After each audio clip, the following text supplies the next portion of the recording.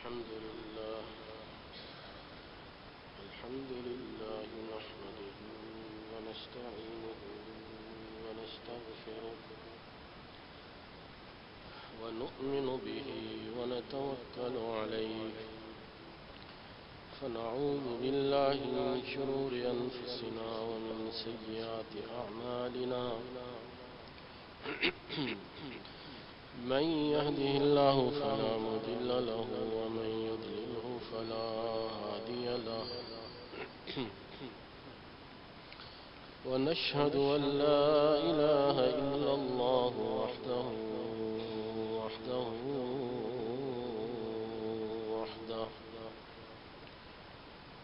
لا شريك له ولا وزير له ولا مشير له ولا معين له ولا ضد له ولا ند له ولا جد له ونشهد أن سيدنا وسندنا وحبيبنا وحبيب ربنا وطبيبنا وطبيب قلوبنا محمدا عبده ورسوله صلى الله عليه وعلى آله وأصحابه وبارك وسلم تسليما كثيرا أما بعد فأعوذ بالله من الشيطان الرجيم بسم الله الرحمن الرحيم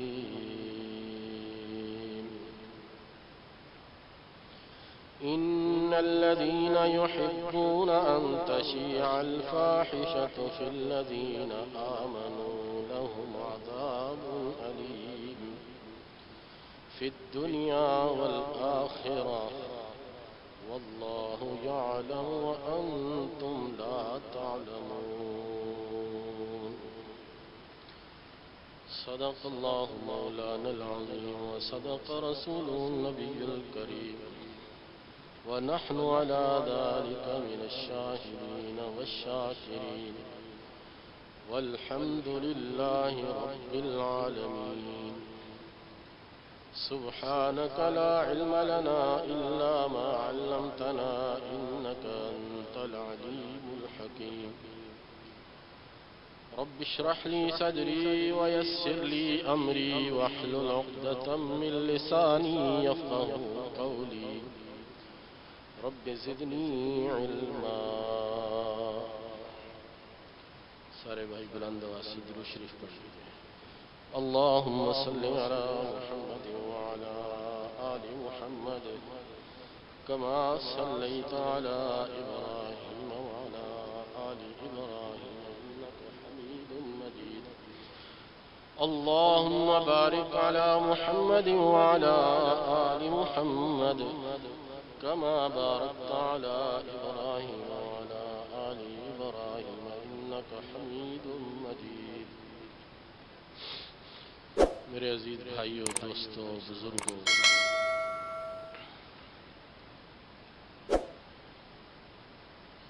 دین اسلام کی تمام مذاہب و ادیان میں امتیازی شان ہے اللہ کے پیارے حبیب نبی پاک علیہ الصلوۃ والسلام کا ایک ارشاد مبارک ہے لکل دین خلق وخلق الاسلام الحیا ہر دین کا ایک اخلاق ہے ایک خاص امتیاز ہے دین عیسوی کا جو اخلاق تھا وہ عفو اور درگزر تھا معاف کر دیا اللہ کے حبیب نے فرمایا جو دین اللہ نے مجھے دے کے بھیجا ہے اس کی امتیازی شان یہ ہے کہ اس کے اندر حیا ہے حیا الحیاء شعبۃ من الایمان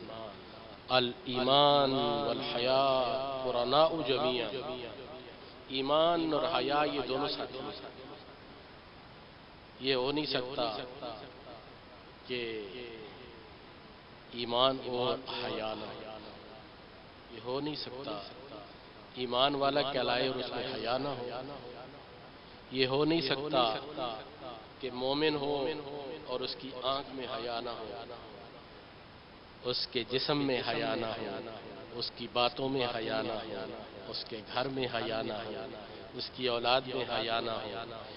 اس کے بازاروں میں حیا نہ ہو، اس کی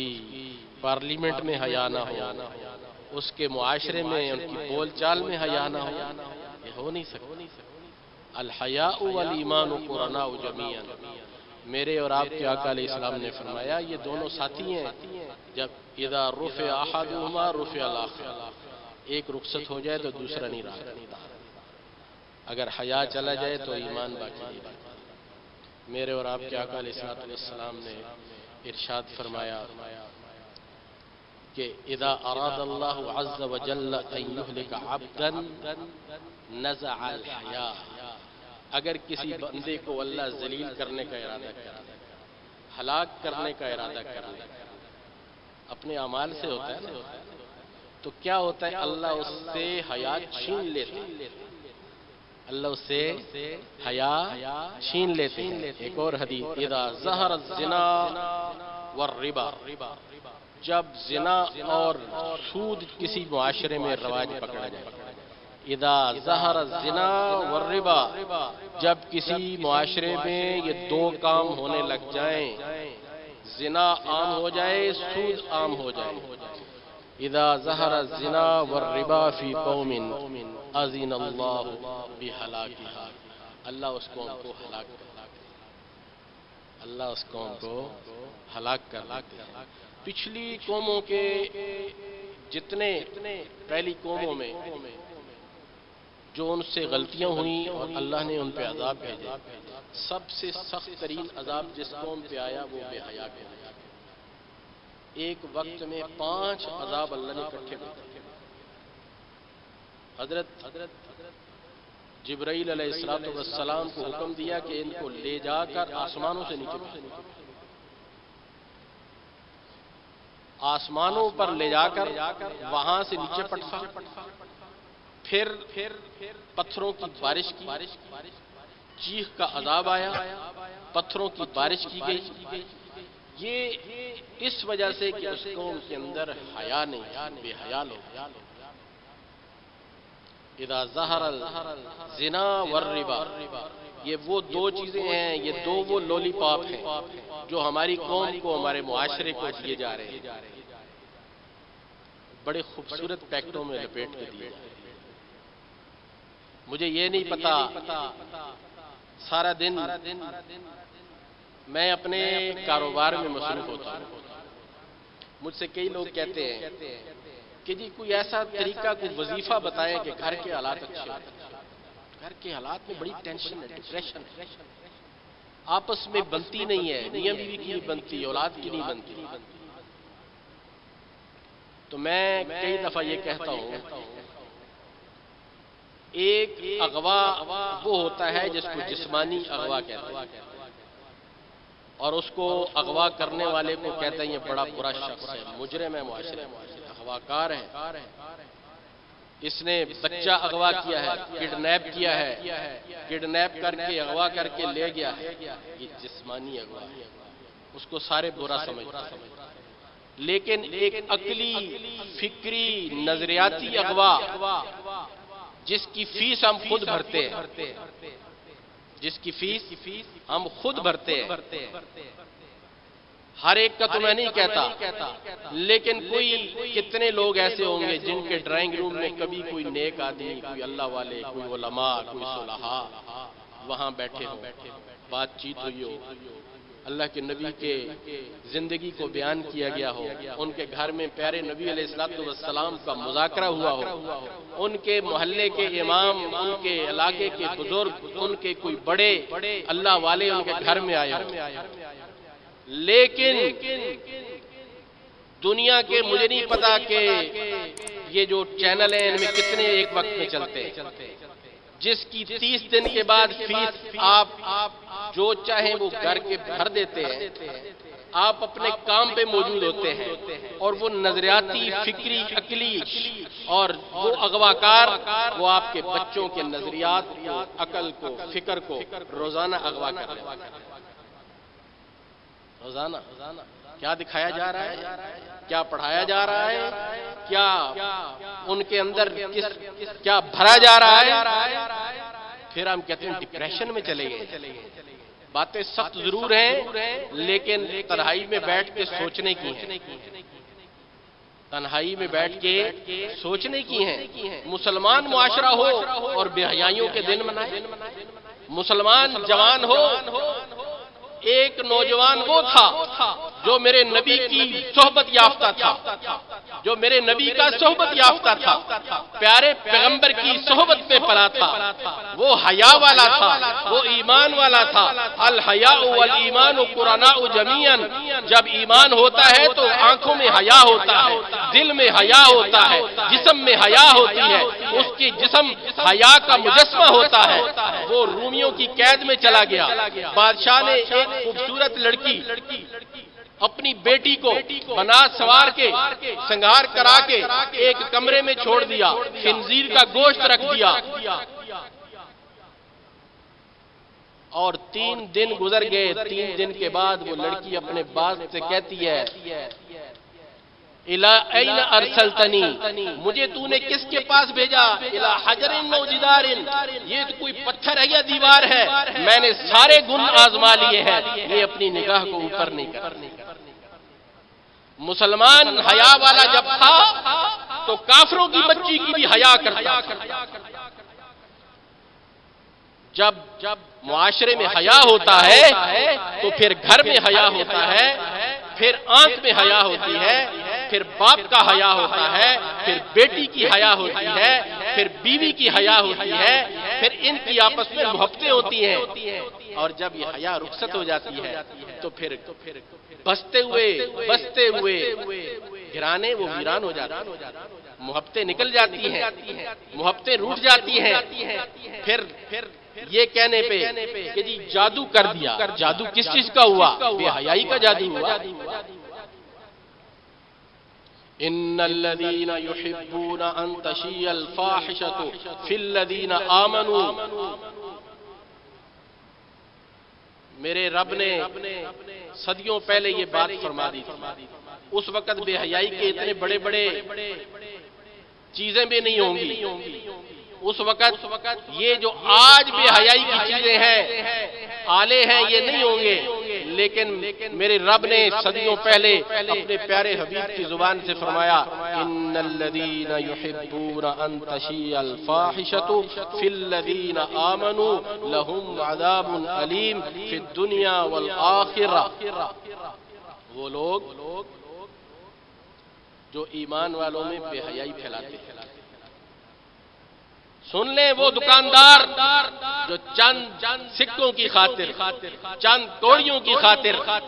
وہ چیزیں اور وہ آلات بیچتے ہیں جس سے بے حیائی پھیلتی ہے۔ یہ مسلمانوں کا معاشرہ ہے جہاں وہ دن منائے جائیں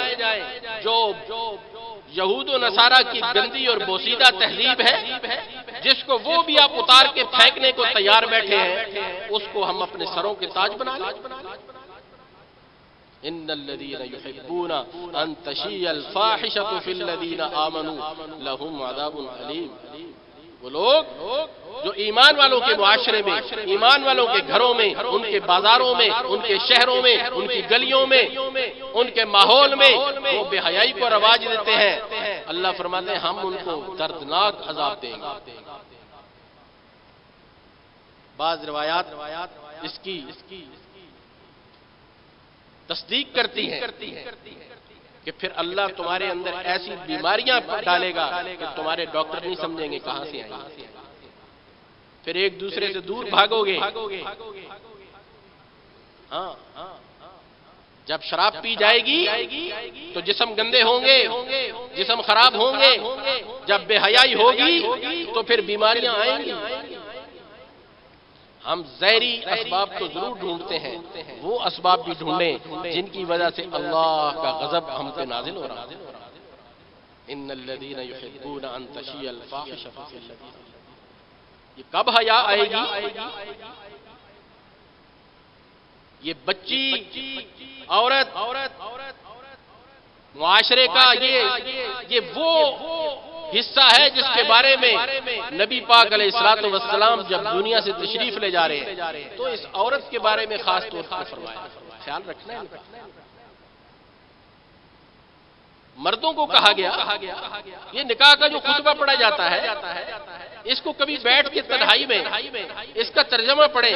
میرے اور آپ کے آقا علیہ الصلوۃ والسلام نے کیا کہا؟ یا ایھا الذین آمنوا اتقوا اللہ، لوگوں اللہ سے ڈرو۔ اس کائنات میں سب سے زیادہ جس نے عورت کے حقوق کی بات کی ہے وہ میرے اور آپ کے آقا علیہ الصلوۃ والسلام، جس نے سب سے زیادہ عورت کی پروٹیکشن دی ہے وہ میرے اور آپ کے آقا علیہ الصلوۃ والسلام ہے، جس نے عورت کو سب سے زیادہ عزت دی ہے وہ میرے اور آپ کے آقا علیہ الصلوۃ والسلام ہے۔ اور ہم جس طرف اپنے معاشرے کی بچیوں کو لے جانا چاہتے ہیں،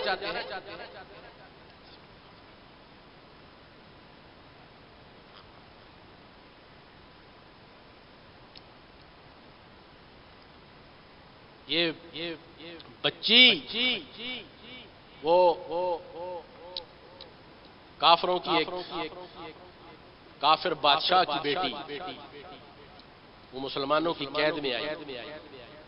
خالد بن ولید رضی اللہ عنہ نے اس کو جس انعام و اکرام سے بادشاہ کی بیٹی کی واپس کیا، اس کا باپ اور بھائی اس سے پوچھتے ہیں بتاؤ مسلمانوں نے تمہارے ساتھ کوئی زیادتی تو نہیں کی؟ ہائے ہائے، جو اس کا جواب تھا اس نے کہا میں اپنے آپ کو اتنا اپنے معاشرے میں محفوظ نہیں سمجھتی جتنا میں وہاں محفوظ ہوں، جتنی میری عزت اور اکرام میری عفت اور حیا انہوں نے کی ہے میں سوچ بھی نہیں سکتی۔ مسلمان یہ اور یہ یاد رکھنے کی بات ہے، عفو تعفو نساءکم، امام شافعی رحمہ اللہ ان کے اشعار ہیں، لوگوں اپنے آپ کو پاکیزہ رکھو، اپنے ذہنوں کو صاف رکھو، تمہاری عورتیں پاک رہیں گی۔ فرمایا خود پاک رہو تمہاری عورتیں پاک رہیں گی۔ فَإِنَّ الزِّنَا دَيْنٌ فَإِنَّ الزِّنَا دَيْنٌ، یہ زنا ایک قرض ہوا کرتا ہے، زنا آنکھوں کا بھی ہوتا ہے۔ یہ جو حیا بے حیائی یہ اس کی شروعات ہوتی ہے۔ فرمایا امام شافعی رحمۃ اللہ علیہ نے فَإِنَّ الزِّنَا دَيْنٌ، یہ زنا قرض ہے، فَإِنْ أَقْرَضْتَهُ كَانَ الْوَفَاءُ مِنْ أَهْلِ بَيْتِكَ فَاعْلَمْ، اگر تو یہ زنا کرے گا تو اس کا بدلہ تیرے گھر والے چکائیں گے۔ امام شافعی رحمۃ اللہ علیہ۔ مولانا روم نے اس کے اوپر ایک حکایت عجیب مولانا روم نے لکھا ہے کہ ایک آدمی تھا سنار، ان کی اولاد نہیں تھی، تو میاں بیوی نے مشورہ کیا، ایک بچہ لے پالک لیا، اس کو پالا۔ آدمی بڑا نیک تھا، بیوی بڑی نیک تھی، اور بڑے ناز و نعمت سے اس کو پالا۔ بچہ بڑا ہوا، بڑا فرما بردار بچہ بڑا فرما بردار تھا۔ آدمی خود دیندار تھا۔ ایک مرتبہ وہ اپنی دکان پہ تھا تو ایک عورت نے اس سے کہا کہ آپ اپنے ہاتھ سے میری چوڑیاں ڈال دیں۔ وہ آدمی کہنے لگا کہ میں نے جب اس کی ہاتھ پہ چوڑیاں ڈال رہا تھا تو میری نیت خراب ہو گئی، میری نیت میں فتور آ گیا۔ بہرحال میں نے اس کو چوڑیاں پہنائی، لیکن میرے دماغ کے اندر اور ذہن کے اندر ایک گندگی آئی، باقی رہ گئی۔ تو شام کو جب میں گھر آیا تو میری بیوی گھر کے باہر کھڑی ہوئی رو رہی تھی۔ میں نے بیوی سے پوچھا کیا ہوا، کیوں روتی ہے؟ مولانا روم نے لکھا تو وہ کہنے لگی یہ جو بچہ ہم نے لیا تھا، اگرچہ ہماری اولاد نہیں تھی، لے پالک تھا، لیکن یہ بڑا فرما بردار تھا، بڑا دیندار تھا، بڑا نیک تھا، لیکن آج اس نے میرے ساتھ ایک حرکت کی ہے اور بڑی بری حرکت کی ہے۔ آج اس نے میرا ہاتھ پکڑا ہے اور بڑی بری نیت کے ساتھ پکڑا، اس لیے میں رو رہی ہوں۔ تو وہ آدمی ہلا اور کہنے لگا بچے کی غلطی نہیں ہے، یہ میری غلطی ہے، یہ بچے کی غلطی نہیں ہے۔ فَإِنَّ الزِّنَا قَرْضٌ فَإِنَّ الزِّنَا دَيْنٌ فَإِنْ أَقْرَضْتَهُ، یہ زنا یہ قرض ہے۔ امام شافعی فرماتے ہیں اگر تو یہ قرض لے لے گا تو كَانَ الْوَفَاءُ مِنْ أَهْلِ بَيْتِكَ، تو پھر یہ تیرے گھر والے تو لاکھوں پردوں میں رکھ، تو کیا سمجھتا ہے کہ تو اتنا بڑا وہ ہے کہ تو اپنی نظر کو غلط استعمال کرے اور تیری بہن اور بیٹی محفوظ رہے؟ میرے عزیزوں اور دوستوں اور میرے اپنے ان نوجوان بچوں اور بچیوں سے میری گزارش، یہ جو دن مسلمانوں کے پاس، مسلمان کا ہر دن عید ہے، مسلمان کا ہر دن محبت کا ہے۔ میرے اور آپ کے آقا نے بتایا، او میرے بچے اور بچیوں، تم اپنے ماں باپ کو چہرے کو محبت کی نگاہ سے دیکھو تو ایک حج اور عمرے کا ثواب ملے گا۔ یہ وہ محبت ہے جس پہ ثواب بھی ملتا ہے، جس پہ محبت بھی آتی ہے، جس پہ گھر بھی بنتے ہیں، جس پہ معاشرہ بھی تعمیر ہوتا ہے۔ اور ایک وہ گندی محبت ہے جس کو محبت کا نام دیا جاتا ہے اور جس سے گھر ٹوٹتے ہیں، جس سے محبتیں ختم ہوتی ہیں، جس سے قتل ہوتے ہیں، جس سے کھلے ہوتے ہیں، جس سے طلاقیں ہوتی ہیں۔ فرمایا میاں اور بیوی ایک دوسرے کو محبت کی نگاہ سے دیکھو گے، دونوں کو اللہ محبت کی نگاہ سے دیکھا۔ والدین کو محبت کی نگاہ سے دیکھو گے، اپنی بیٹی اور بہن کے سر پہ شفقت کا ہاتھ رکھو گے تو فرمایا میں اور وہ میرے پیارے آقا نے فرمایا قیامت کے دن ایسے ہوں کہا تئی بیٹی کی پرورش کرو، بیوی کے ساتھ محبت کرو، والدین کے ساتھ محبت کرو۔ وہ تو وہ معاشرے ہیں جو جا کے اپنے والدین کو، بوڑھوں کو اولڈ ہوم میں چھوڑاتے ہیں، پھر سال بعد ان کو محبت کا خط لکھتے ہیں۔ دن تو وہ منائے جس کے پاس باقی 365 دن محبت نہ ہو، مسلمان کے پاس ہر روز محبت ہے، ہر وقت محبت ہے۔ اپنے بھائیوں سے محبت کرو، مسجد والوں سے محبت کرو، محلے والوں سے محبت کرو، ایمان کی روشنی پھیلاؤ۔ یہ ہے محبت اصل، یہ ہے ایمان، یہ ہے اسلام، یہ ہے دین، اور یہی ہم سے مطلوب ہے۔ اللہ کریم ہمیں حقیقی معنوں میں خاندانوں کی، بچوں اور بچیوں کی، اپنے بیویوں کے ساتھ، اپنے ماں باپ کے ساتھ محبت عطا فرمائے، اور جو غلط راستے ہیں اللہ کریم ہمیں ان سے بچائے۔ وما علینا الا البلاغ۔